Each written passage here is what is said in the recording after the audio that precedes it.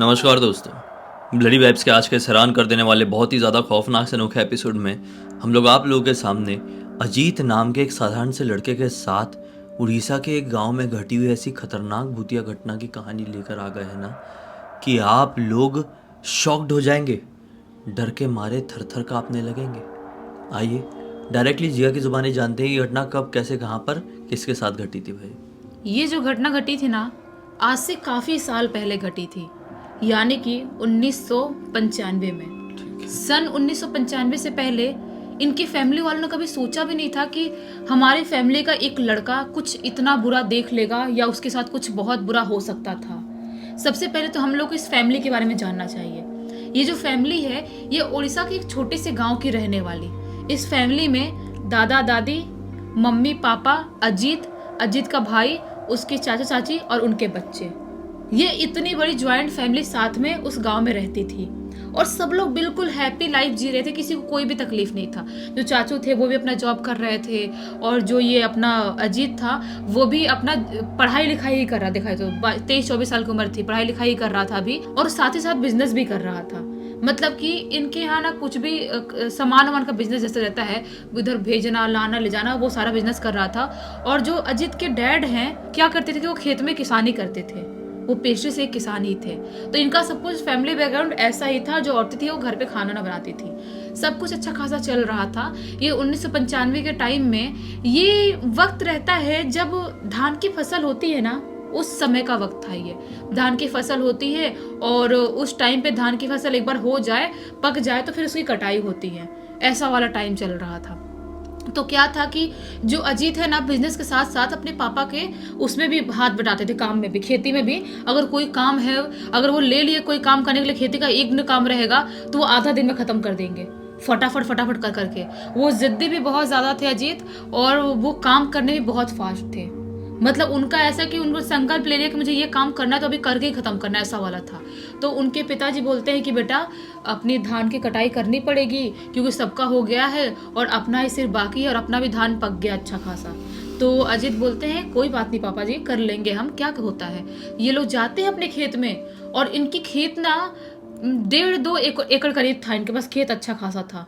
तो क्या करते हैं ये लोग, जितना भी फसल लगाए धान का जिस जिस खेत में, वो खेत से पूरे 2-3 दिन के अंदर हर खेत से धान की कटाई करवा देते हैं और कर लेते हैं और करके इकट्ठा कर देते हैं।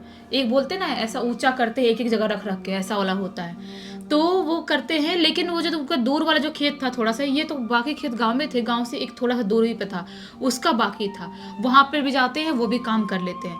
लेकिन जैसे ये लोग फसल काटे हुए सिर्फ 2 दिन का ही वक्त हुआ होगा, तभी अचानक से एक शाम की बात है, 2 दिन बाद की, जो अजीत है ना, वो महसूस करते हैं कि शायद आज बारिश होने वाली है।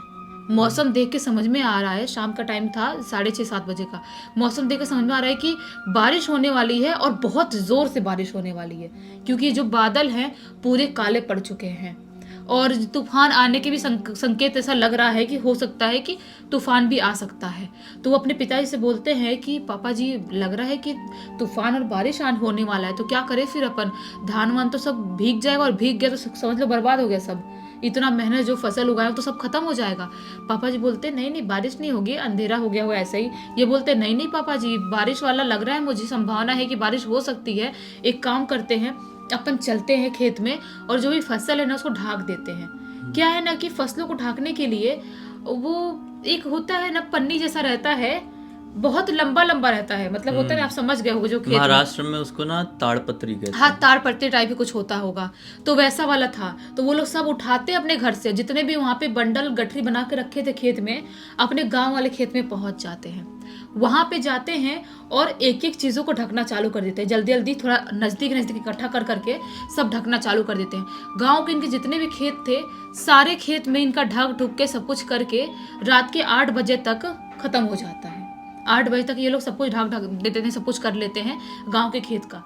लेकिन अभी अजीत बोलते हैं कि अरे पापा जी, अपने गांव के जो बाहर वाला खेत है वहां पर भी धान लगाए थे और वहां पर भी काट के इकट्ठा किए हैं, वो भी भीग गया तो वो भी तो बर्बाद होगा ना, तो चलते हैं वो भी फटाफट ढक के आते हैं फिर। लेकिन पिताजी बोलते हैं क्या बात कर रहा है, मेरे को तो याद ही नहीं आ रहा था कि वहां पर भी ढकना है। वो अपने घर के द्वार के बाहर अपने वहां पर भी कुछ थोड़ी बहुत फसलें रखी है, जो घर पे कोई है नहीं तो उठा के घर पे रखेगा कौन, और वो भीग गया तो वो भी अपना सब लॉस होगा। एक काम करता हूँ, मैं फटाफट जाता हूँ, घर का काम करता हूँ और तू उस खेत में जा, वहाँ पे ढक के सीधा घर पे ही आ जाना और बारिश तेज होने से पहले ही घर पे आ जाना। अब बारिश थोड़ी थोड़ी 1-2 बूंदें चालू हो गई थी, तो फटाफट जो अजीत थे वो अपने उस खेत के लिए निकल जाते हैं जो गांव के बाहर था और पिताजी घर के लिए आ जाते हैं। घर के बाहर जो भी सामान था वो सारी चीज़ें ढकते हैं, थोड़ा बहुत घर के अंदर घुसाते हैं, जो घर का एक रूम रहता है स्टोर करने का अनाज वनाज, वहाँ पे सब स्टोर करते हैं। और अजीत उस खेत में पहुँचते हैं और फटाफट करते करते 20-25 मिनट के अंदर पूरा सब कुछ ढक डालते हैं। लेकिन अब बारिश अच्छी खासी होनी चालू हो गई थी। उनके ढकते ढकते से ही थोड़ा बहुत तूफान आने लगा था और बारिश होने लगी थी, झिमझिम करके बारिश हो रही है अच्छी खासी। अब वो सोचते मैं क्या करूँ, भीग गए थे अच्छे खासे, वो ढकते ढकते भीग गए थे, मैं क्या करूँ, घर निकलूँ या कहीं पे छुपूँ, समझ में नहीं आ रहा है। तो क्या है ना कि गाँव में ऐसा रहता है, पानी वाला ना एक ट्यूबवेल बोलते हैं या वो एक पाइप लाइन कुछ रहता है, ऐसा कुछ तो बना रहता है। सोचते हैं कि मैं वहां पे छुप जाता हूँ, ऊपर से पूरा कवर रहता है और नीचे कोई चाहे तो छुप सकता है, वैसा वाला रहता है। पानी की टंकी की बात कर रहे हो? पानी की टंकी टाइप ही समझ लो, वैसा वाला कुछ था। तो वो सोचते हैं कि मैं वहां पे जाता हूँ, वो वहां पे जाते हैं और वहां पे छुपने की कोशिश करने लगते हैं। लेकिन बारिश अभी और ज़्यादा बढ़ गई थी, बहुत ज़्यादा। सोचते क्या करूँ, कब तक रहूँगा, पिताजी ढूंढने लगेंगे, टेंशन में आ जाएंगे कि मैं कहाँ रह गया इतनी बारिश में, इतने तूफान में। मम्मी भी सोचेंगी कहाँ रह गया, मैं क्या करूँ, समझ में नहीं आ रहा है। लेकिन अब कर क्या सकते, मजबूर थे। आधे घंटे तक उस पानी की टंकी के नीचे छुपे रहते हैं और छुपे रहने के बाद जब थोड़ी थोड़ी बारिश कम होती है तो सोचते हैं कि अब निकल जाना चाहिए। भीगते भीगते घर पहुंच जाऊंगा, लेकिन कम से कम घर तो पहुंचूंगा, नहीं तो पता नहीं रात भर बारिश हो गई तो यहीं पे अटका रह जाऊंगा, क्या करूंगा फिर, बारिश रुकने का वेट तो नहीं कर सकता रात भर। तो ऐसा ही करते हैं, उस पानी की टंकी के बाहर से निकल के वो अपने गाँव वाले रास्ते से जाने लगते हैं। इनके गाँव वाला रास्ता सिर्फ एक ही था जो कच्ची सड़क थी, उनके गाँव की तरफ जाती थी, और उसी सड़क के लेफ्ट साइड में एक शमशान घाट था। लेफ्ट साइड शमशान घाट था, जहाँ से शमशान घाट से गुजरते हुए ही इन लोगों को अपने गांव की तरफ जाना होता था। लेकिन ये डरते नहीं थे। इनका ऐसा था कि बचपन से बहुत सारी चीज़ें, भूतिया चीज़ें, एक्टिविटीज देख चुके थे। बचपन में उनके घर में कुछ ऐसा हुआ था जिसके वजह से देख चुके थे, तब उनका डरना पूरी तरह से खत्म हो गया था। और अब बड़े हो गए थे, उनको लगता है क्या ही भूत प्रेत कर लेंगे, क्या ही हो जाएगा, मैं अपना चुपचाप घर जाता हूँ। अभी वो शमशान घाट से वहाँ से निकलने लगते हैं, तब भी शमशान घाट के अंदर से उनको बहुत ज़्यादा धुआं महसूस होता है कि पूरा धुआं फैला हुआ है। इनको लगता है कि शायद हो सकता है हमारे गांव में एक जो आदमी था ना, उसकी मृत्यु हुई थी सुबह के टाइम में, तो दोपहर के टाइम तक उसका अंतिम संस्कार किए होंगे, उसका ही धुआं फैल रहा होगा। छोड़ो क्या करना, मैं चला जाता हूँ। वो वहाँ से अभी शमशान घाट के पास से यहाँ से ऐसे जाने ही वाले रहते हैं, तभी शमशान घाट के अंदर से उनको कुछ आवाज़ सुनाई देती है, जिससे कटर कटर कटर कुछ काटने की आवाज़ सुनाई देती है ना। वो आवाज़ बहुत अजीब सी थी, जैसे कोई कुछ बहुत ही बुरी तरह से चबा रहा है, ऐसी आवाज़ थी।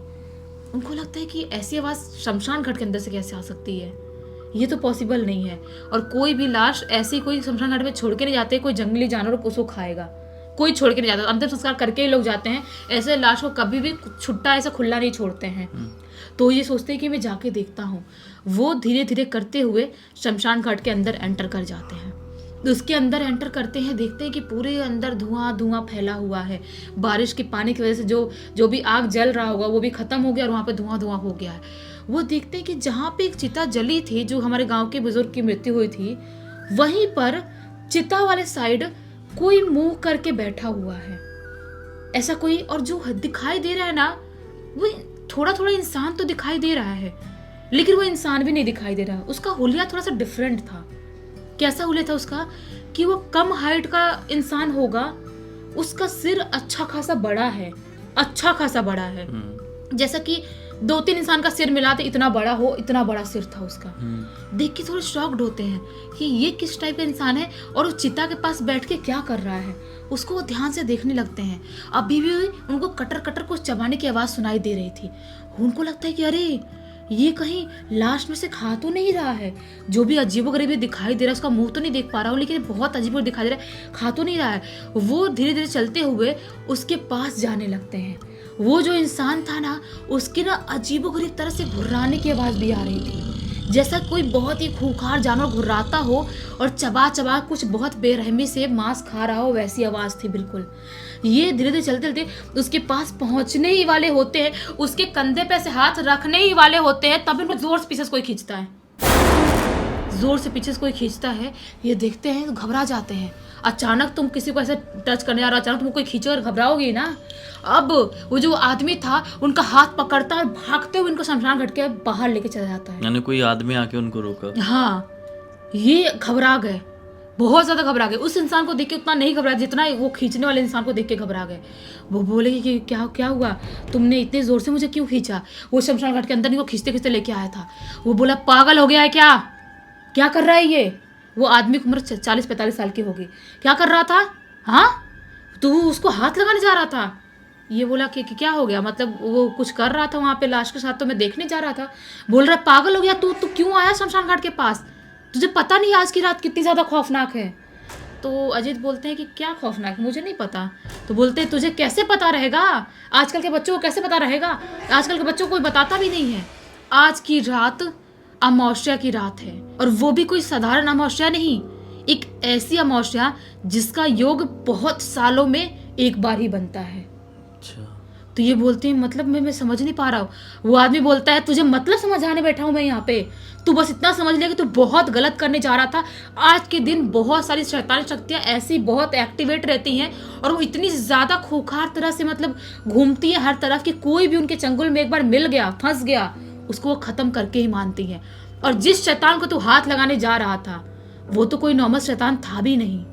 ये बोलते हैं मतलब शैतान थोड़े से हकला जाते हैं, घबराने लगता है, उनकी धक धक धक धक बढ़ जाती है, क्योंकि लगता है किडनी बाहर देखना डर जाते हैं। बोलते हैं मतलब वो कैसा शैतान है, तो वो तो आदमी था ना। वो जो आदमी बोलता है वो कोई आदमी नहीं था, वो मशान भूत था। ये बोलते हैं मशान भूत। तो वो जो आदमी था बोलता चल मेरे साथ, यहाँ पे खड़े खड़े सब कुछ बताऊंगा क्या तुझे। हाथ पकड़ता है और लेके इनको अजय जी को जाने लगता है। काफ़ी मतलब वो शमशान घाट को छोड़ के आगे निकल जाते हैं। बोलता है कि जो मशान भूत होते हैं वो इतने ज़्यादा खौफनाक होते हैं, उनकी शक्ल इतनी ज़्यादा घिनौनी और खौफनाक होती है जिसे तू देख के, अगर तूने एक बार देख भी लिया ना, वहीं पे बेहोश हो जाएगा, और बहुत सारे लोगों की हार्ट अटैक की वजह से मृत्यु भी हो जाती है। तो ये बोला कि मैंने शक्ल नहीं देखी उस आदमी की। अजित ने ऐसा बोला। उसने बोला तो देखता तो जिंदा रहता, तो मेरे साथ खड़े रहता अभी। तो बोले कैसी शक्ल होती है। उस आदमी ने बताया कि उनकी शक्ल बहुत ही ज़्यादा भयानक होती है। समझ ले कि इंसानी शक्ल जैसे थोड़ी बहुत समझ में आएगी, नाक आँख मुंह तो थोड़ा थोड़ा समझ में आएगा, लेकिन उसमें भी चिपटा हुआ और अजीब सा पिघला हुआ और बहुत ही खौफनाक दिखाई देता है। तो ये बोलते हैं कि मुझे कुछ भी समझ में नहीं आ रहा वो क्यों बैठा था वहाँ पे, क्या कर रहा था। वो आदमी बोलते हैं तो बस इतना समझ ले कि शमशान घाट का जो देखभाल होता है वो काम मैं खुद करता हूँ। यहाँ पे जो भी लाशें आती हैं उन सबका अंतिम संस्कार मैं ही करवाता हूँ। तो मेरे अंदर इतनी हिम्मत रहती है कि मैं रात बिरात भी यहाँ पे कभी कभी रुक पाता हूँ। लेकिन आज के दिन मेरी भी हिम्मत नहीं हो पाई कि मैं वहाँ पे रुकूं। मेरी भी बिल्कुल हिम्मत नहीं हो पाई। मुझे पहले से आभास होने लगा था कि यहाँ पे कुछ तो गड़बड़ होने वाला है। मुझे बहुत नेगेटिविटी लग रही थी, जिसकी वजह से मैं शमशान घाट से बाहर निकला। और जैसे मैं बाहर निकला मैंने देखा कि तू अंदर एंटर कर रहा है। तुझे अंदर एंटर करते हुए भागते हुए आया तुझे बुलाने के लिए कि अभी आज के दिन तो शमशान घाट के अंदर ना जा। तब तक मैंने भी उसको देख लिया, ऐसा बताया उस आदमी ने। अजीत जी बोलते हैं थैंक यू सो मच, आपने मुझे बचा लिए, अभी मुझे जल्दी जल्दी घर निकलना पड़ेगा। तो वो आदमी बोलता है कि चल मैं भी छोड़ देता हूँ साथ में, मैं भी अपने गांव जा ही रहा हूँ, तेरे घर के इधर तुझे छोड़ दूंगा और उसके बाद गांव में निकल जाऊँगा अपने घर पे। तो ये बोलते हैं ठीक है। अंदर से बहुत ज़्यादा घबराए हुए थे, लेकिन इनको वो आदमी घर पे छोड़ता है। और जैसे ये घर जाते हैं अपने पिताजी को, माताजी को, दादाजी को, सबको सारी बात बताते हैं, सब लोग घबरा जाते हैं बहुत ही बुरी तरह से। दादाजी तो और ज़्यादा घबरा जाते हैं। दादाजी बोलते हैं कि हाँ, जब मैं कम उम्र का था तब मैंने उसके बारे में सुना था कि वो अपने शमशान घाट में कई बार बहुत सारे लोगों को दिखाई दिया है और उसकी वजह से काफ़ी सारे लोगों की जान गई है। लेकिन ये बहुत सालों बाद वापस से कैसे आ सकता है। मैं जब बुढ़ा हुआ, तेरे पिताजी बड़े हुए, तब तक वो नहीं दिखाई दिया, और तू बड़ा हुआ उसके बाद इतने सालों बाद उस शमशान घाट में वो आया है।